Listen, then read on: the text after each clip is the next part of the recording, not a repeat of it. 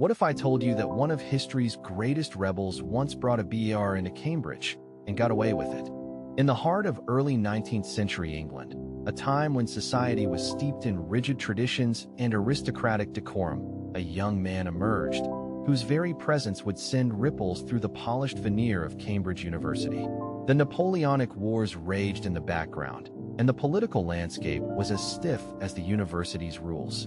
Among the ivy-covered buildings of Cambridge, a fiery, unruly student wandered the halls, George Gordon Byron. His reputation had already begun to take shape, and whispers of his defiance spread like wildfire through the corridors. One particular morning, as the sun cast long shadows over the stone walls of Trinity College, Byron walked with purpose, his loyal dog by his side. He had no intention of following the suffocating regulations that governed this institution. As Byron approached the college gates, a chill breeze stirred the leaves, and the scent of freshly cut grass filled the air, carrying with it the promise of rebellion. The administrators, dressed in their austere robes, eyed him suspiciously. A strict rule banned dogs from the campus, and they were swift to enforce it. Byron, ever the provocateur, was undeterred. Instead of compliance, he saw an opportunity. With a wicked smile, he disappeared into the narrow alleyways of the town, the cobblestones echoing underfoot, until he found what he was looking for, a tame bear. The creature, massive and imposing, was far from the innocent dog they had forbidden, yet it was exactly what Byron needed to challenge the oppressive order. The next morning, Cambridge awoke to a strange sight. Byron, wearing a mischievous grin, strode confidently through the stone archways of Trinity College, his bear in tow. The beast lumbered behind him, its massive form a stark contrast to the delicate architecture surrounding them. The bear's heavy footsteps reverberated through the silent quadrangle, its growls punctuating the stillness of the morning air. Students and professors alike froze in shock, their gazes locked on the strange duo. The university officials were quick to react, their faces pale with horror as they hurried to confront Byron. Yet, with a calmness that belied the chaos around him, Byron merely gestured toward the rulebook, pointing out with deadly precision that there was no clause forbidding bears. The administrators were left speechless, caught in a web of their own making. For days, the bear became a permanent fixture of Trinity College. Byron, with his characteristic defiance, kept the creature by his side, walking it on a chain through the manicured lawns of the university. His peers, both terrified and amused, couldn't decide whether to admire his audacity or condemn his rebellion. Some whispered that the bear symbolized Byron himself, wild, untamed, and impossible to control. Others, however, feared what this display of power might mean for the institution. Byron's interactions with the bear were surreal. He even joked, with biting irony, that the creature should sit for a fellowship exam. This bizarre, almost mystical act of rebellion not only enraged the university, but also solidified Byron's reputation as a man above the rules, a man whose eccentricities would come to define his literary legacy. As the weeks wore on, the bear became a strange symbol of defiance, a living embodiment of Byron's refusal to conform to the stifling norms of Cambridge. In the candlelit chambers of the college's Great Hall, where scholars debated lofty ideas and poets recited their verses, Byron was often found at the center of the room, recounting tales of his rebellious pet. The bear, once confined to the shadows of the college's rules, now roamed freely, much like its master. Byron's antics had not only flouted authority, but they had also reshaped the very fabric of what it meant to be a student at Cambridge. As the sun set over the old university, Byron's figure, ever enigmatic and unpredictable, could still be seen walking with his bear, a living testament to the extraordinary, mysterious life that was yet to unfold. Byron's presence at Cambridge, with his rebellious spirit and unconventional pet, did not go unnoticed. Whispers of his audacity echoed throughout the halls of the university, reaching even the ears of the most influential figures. To some, he was a pariah, a dangerous influence whose very existence was a challenge to the rigid order they so desperately clung to. To others, he was a symbol of liberation, an untamed force who had dared to confront the suffocating rules of tradition. Byron, however, was not concerned with these opinions. His attention was focused on something far greater, the profound connection between his own identity and the Romantic movement that was beginning to sweep across Europe. The bear, in its wild unpredictability, had become more than just a pet. It was a reflection of Byron's own defiance, his refusal to be constrained by society's expectations. The idea of romanticism, with its emphasis on individualism and the unleashing of raw emotion, had found its perfect representation in this bizarre act of rebellion. The university, however, could not remain passive forever. The bear, a constant companion in Byron's eccentric performances, had begun to stir an unsettling tension among the administration. Despite their initial hesitation, the authorities were now adamant that something must be done. Behind closed doors, the senior officials met in darkened rooms, their faces grim. The university's reputation was at stake. The image of Cambridge, once revered for its scholarly excellence, was now being tarnished by this animal spectacle. It wasn't just about the bear anymore. It was about the challenge to their authority, the challenge to their control.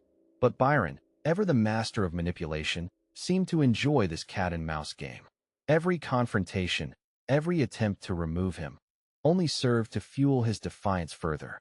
He had tasted the sweet thrill of power, of breaking free from the chains that bound the ordinary student, and now he was determined to savor it until the very end. As winter descended upon Cambridge, the cold air seemed to seep into every corner of the university. The students wrapped themselves in heavy coats and scarves, their breaths misting in the frigid air as they whispered about Byron and his bear. The once immaculate lawns of Trinity College were now marred by the heavy footprints of the beast, its presence a permanent mark on the institution. Even as the university made quiet threats, trying to coerce Byron into abandoning his wild companion, he remained resolute. He seemed to relish the tension, the uncertainty of each encounter with the administration. There were rumors that Byron had been offered a lucrative position to leave the university quietly, but he dismissed them with a laugh, dismissing their empty promises. The rebellious streak within him had only grown stronger, like the darkened sky above, and the bear, wild, untamed, remained by his side, as a symbol of the very thing that could never be tamed, his spirit. One late afternoon, as dusk fell over the college and the last traces of sunlight faded, Byron stood alone in the quad, his figure silhouetted against the cold stone of the university's ancient buildings. The bear, towering beside him, shifted its weight uneasily, but Byron's gaze was fixed, not on the creature, but on something far beyond. It was as though he could see the future of his own life unfolding, full of grandeur, rebellion, and eternal strangeness. The wind howled through the trees, carrying with it the distant echoes of the Napoleonic Wars, a reminder of the tumultuous times in which they lived. But to Byron, it felt as though he was already beyond such things. His mind wandered to the idea of poetry, the written word that would soon come to define him. The bear, in its own strange way, would be immortalized in his stories, just as the very act of rebellion would forever be etched into the pages of history. He turned, looking toward the horizon, a sense of calm determination settling within him. And so, as winter's chill gave way to the first signs of spring, Byron made his departure from Cambridge, leaving behind a legacy that would never be forgotten. The bear, his companion in rebellion, was no longer by his side, but the story of their time together remained embedded in the annals of the university. Byron's life, marked by acts of defiance, eccentricity, and brilliance, would continue on its tumultuous path, each step leading him further into the realm of legend. In the years that followed, as Byron became one of the most celebrated figures of the Romantic movement, his time at Cambridge would be remembered not for the rules he broke, but for the freedom he embraced. The image of the defiant poet, strolling with his bear through the hallowed halls of one of the world's most prestigious institutions, would forever remain a testament to the power of rebellion, the power of individuality, and the power of the human spirit. Years passed since Byron's time at Cambridge, but the story of the bear lingered in the whispers of old students and the dusty bookshelves of the university. It became a tale told in hushed voices, almost mythic in nature, like a legend that could never quite fade. Those who followed in Byron's footsteps, the young poets and the dreamers, found inspiration in his defiance. They too began to question the rigid walls of tradition that had once seemed so impenetrable. The bear, a creature of wildness and unpredictability, symbolized more than just an act of rebellion. It was a beacon for the new era of romanticism that was taking hold across England. The world was changing, and the stories of men like Byron, who had dared to challenge the forces of conformity, were the sparks that lit the flames of revolution. The university's rules, once so unyielding, now seemed distant and irrelevant in the face of such extraordinary acts of passion. As Byron's fame grew, so too did the mystery surrounding his past. The bear, once a symbol of his early defiance, was now the stuff of legend. Scholars and biographers speculated endlessly about the meaning behind this strange act, some attributing it to his rebellious nature, others to his quest for individuality in a world that demanded conformity. Byron himself, when asked about it in interviews, would smile cryptically, never giving a direct answer. It was as though he understood that the true power of rebellion lay not in the answers, but in the questions. What did it mean to live freely? What did it mean to break from the chains that bound society? The bear, an eccentric detail in an already unconventional life, had become a metaphor for the very essence of romanticism, a movement that championed the untamed, the unpredictable, and the raw emotions that pulsed through the human soul. Byron's words, like his actions, left an indelible mark on history. Byron's time at Cambridge, though brief, had altered the course of his life forever. It was there that he first tasted the sweet freedom of rebellion, the thrill of defying authority with every step. The bear, which had been an outrageous gesture at the time, had become a symbol of his larger-than-life persona. But as Byron stepped into the wider world, the bear was replaced by other symbols, his poetry, his affairs, and his political activism, but the spirit of rebellion remained unchanged.